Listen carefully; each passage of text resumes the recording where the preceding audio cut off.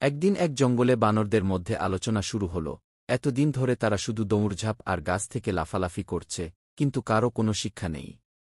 তাই তারা ঠিক করল, একটা স্কুল খোলা হবে, যেখানে সবাই পড়াশোনা শিখবে। পরদিন বনজুড়ে ঘোষণা দেওয়া হল, আগামীকাল থেকে বানরের স্কুল চালু হচ্ছে।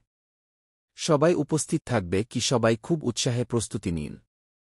কিন্তু প্রশ্ন উঠল, কে শিক্ষক হবে?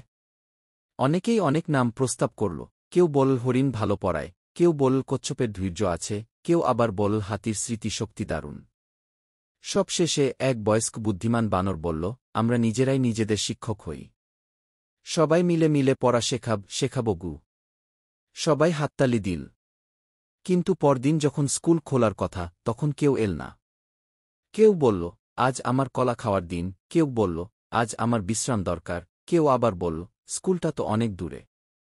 অবশেষে স্কুল আর খোলাই হল না। নীতিকথা, সিদ্ধান্ত নেওয়া সহজ, কিন্তু কাজ করা তার চেয়েও কঠিন।